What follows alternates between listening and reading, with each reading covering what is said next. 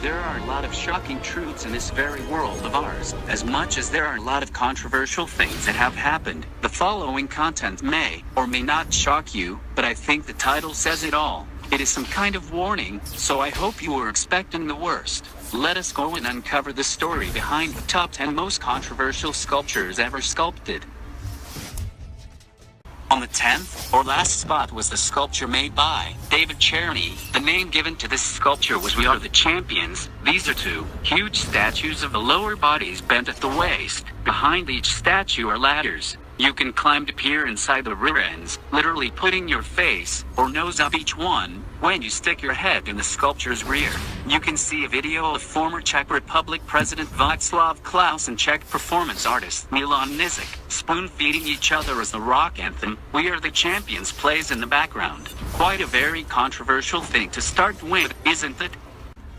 On the 9th place was a sculpture of the famous actress Angelina Jolie, and it wouldn't be controversial if it was just a normal sculpture, would it? Because it is actually a nude sculpture of her, breastfeeding her twin infants. It was sculpted by Daniel Edwards. This artistic work of public indecency is called Landmark for Breastfeeding, and was inspired by Jolie's cover photograph on W magazine in 2008. Edwards decided that, in order to encourage more women to breastfeed and to raise global awareness of public nursing, he would depict one twin as African American and others as not, since that could totally happen in the real world.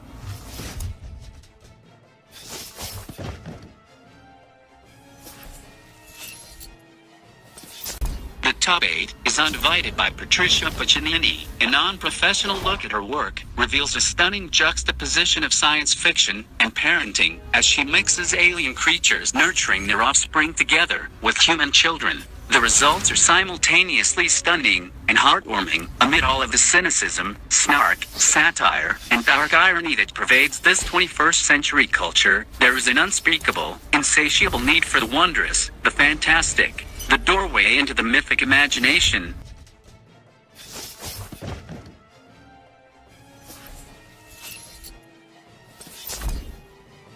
On top 7 goes another revolting sculpture that had sent many peoples like Judd and shocked nation to itself forever. Is a sculpture done by David Cherny, a common unconventional artist. It features a 30-foot naked man atop Prague's National Theatre, who appears to be masturbating. The statue spurts jets of steam from the sculpture's penis at random intervals. In order to keep the statue, it has been changed due to fear of protests that the project is aimed at the National Theatre itself. The project was cut, and it is said that Cherny lost a bet with other local artists, as it was a project too distasteful to be paid for. Was the city of Prague justified to claim his artwork was not suitable for the public? In other words, would you consider artwork for the people or for the artist?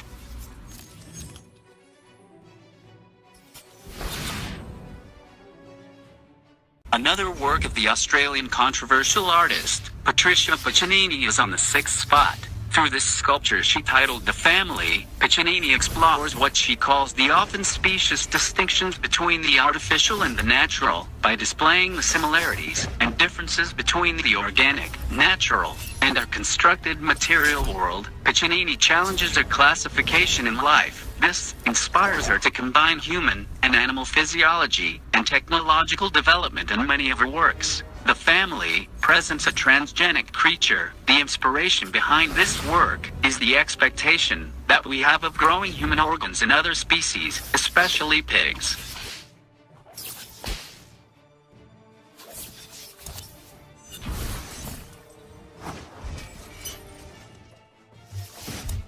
A nude sculpture of the pop star Britney Spears, clutching a dead bear rug, has been creating a bit of a stir recently. The work, by Daniel Edwards, titled "Monument to Pro-Life," The Birth of Sean Preston, shows Spears naked, pregnant, and sensually bent over on her knees. The artist said about this pose, "The image from behind of the kneeling pose is very strong, so I think the front of the sculpture needed an equally powerful image, which is where the bear skin comes in."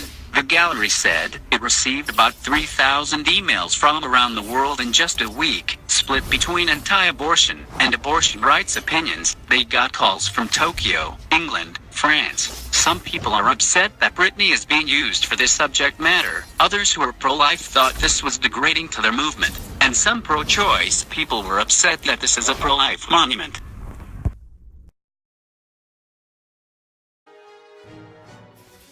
In the long-awaited, child and creature seemed to sleep peacefully, with the child's arms seeming to almost cradle the old, wizened head looking at its tail. We might guess the creature to be aquatic, but the ears are distinctly human, as is the hair and the sagging breasts. In the long-awaited, another threatened species, the dugong, is seen as a grandmother in a loving relationship with a child as a sign of appreciation towards Piccinini's art. We've put her most significant and controversial works of art together, which can be an inspiration and motivation to all artists, an encouragement to unleash creativity beyond the boundaries of disturbing and ethical issues.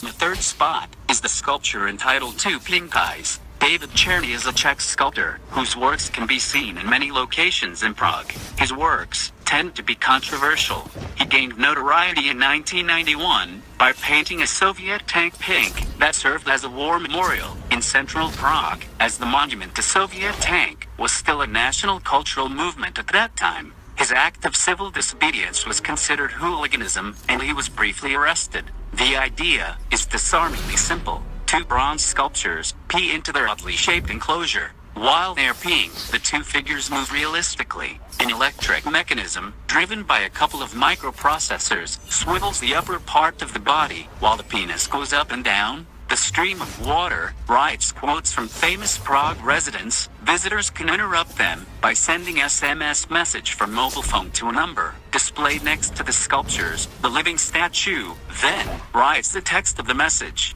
before carrying on as before.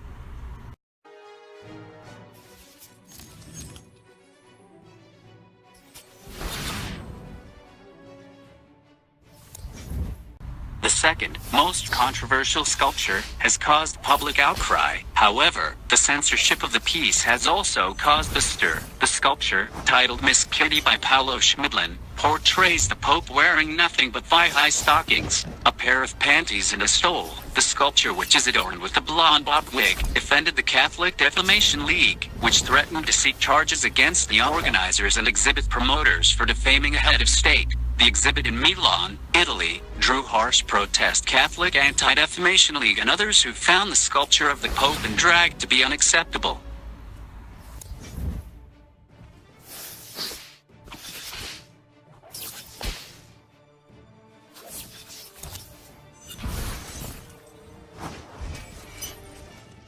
And the sculpture which ranked first as the most controversial among all is the Porno Queen. It was sculpted to perfection and vulgarity by an Italian sculptor named Paolo Schmidlin.